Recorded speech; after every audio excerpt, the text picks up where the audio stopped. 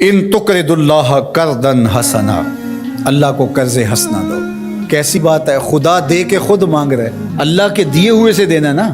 وَمِمَّا رَزَقْنَاهُمْ يُنْفِقُونَ، اللہ کے دیے ہوئے سے دیتے ہیں۔ ذرا دیکھیے اللہ اس پہ ثواب دیتا ہے، اللہ کے دیے ہوئے سے دے کے اللہ سے ثواب لیتے ہیں، اور اللہ فرماتا ہے میں لٹاؤں گا بھی اور دگنا کر کے لٹاؤں گا۔ جو تم میرے دیے ہوئے سے دو گے اس کو دگنا کر کے لٹاؤں گا اور تمہیں اجر بھی دوں گا۔ یہ کیا دل آویز کہانی۔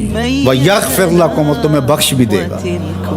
واللہ شکور حلیم، وہ شکر گزار بھی ہے اور علم والا بھی۔ اللہ اکبر، اللہ خود دے کے خود کہتا ہے مجھے قرض۔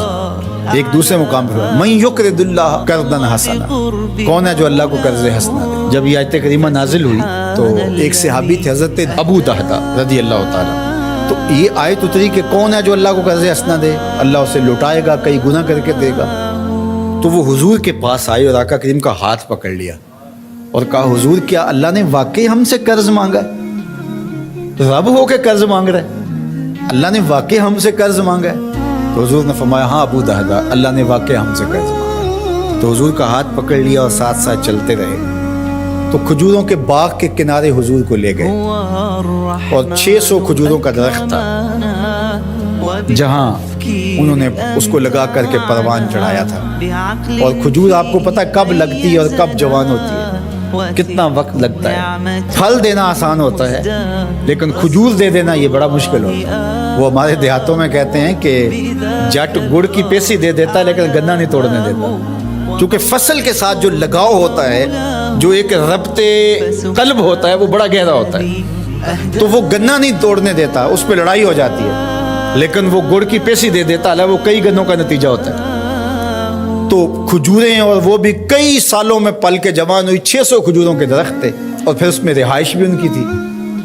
تو اس کے کنارے کھڑے ہو کے پھر ایک بار دہراتے ہیں حضور کیا واقعی اللہ نے ہم سے قرض مانگا ہے؟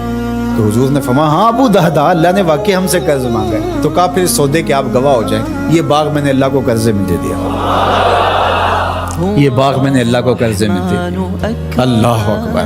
اب ان کی رہائش بھی وہاں تھی اور بچے بھی وہاں رہتے تھے، اب اندر نہیں جا رہے، باہر ہی کھڑے ہو کے بلند آواز سے پکار کرتے ہیں یا امت دہدہ اخرجی، اے دہدہ کی امی جلدی جلدی بچوں کو لے کے باہر آ جا، یہ باغ اب ہمارا نہیں رہا، ہم نے اللہ کو قرضے میں دے دیا۔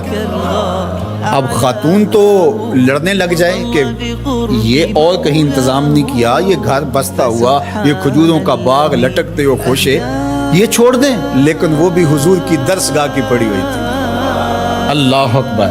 تو وہ جلدی جلدی تھوڑا سامان سمیٹتی ہے، بچے سمیٹتی ہے اور باغ سے باہر آتی ہے، اور باغ کے کنارے پر باہر حضور کھڑے ہیں، حضرت ابو دہدہ کھڑے ہیں ان کے شوہر، اور پھر وہ آگے آ کے کہتی کیا ہے، ذرا ان لفظوں پہ 100 جان سے قربان جائے۔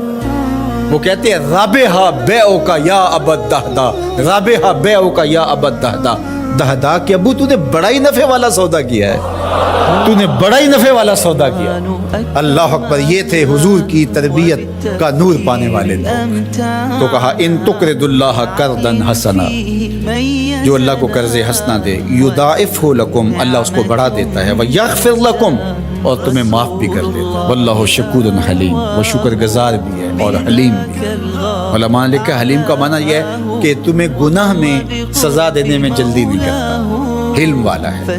عالم الغیب والشہادہ، جو تم چھپ کے کرتے ہو، مخفی کرتے ہو، اسے بھی جانتا ہے، اور جو تم اعلانیہ کرتے ہو رب اس سے بھی باخبر ہے۔ العزیز الحکیم، غالب ہے، اس پر کوئی غالب نہیں ہے، وہ حکمت والا ہے، یہ اس کی عظمتیں ہیں۔ تو سورہ التغابن اپنے دامن میں وہ نور رکھتی ہے کہ اس کی تلاوت کرنے سے زندگی میں جمال اور زندگی میں نور نصیب ہوتا ہے۔ علماء نے لکھا ہے وہ بیماری، وہ مشکل، وہ پریشانی جس کے ظاہری اسباب منقطع ہو جائیں تو سورہ تغابن پڑھیں، اللہ تعالیٰ جل شانہ اپنا کرم فرما دے۔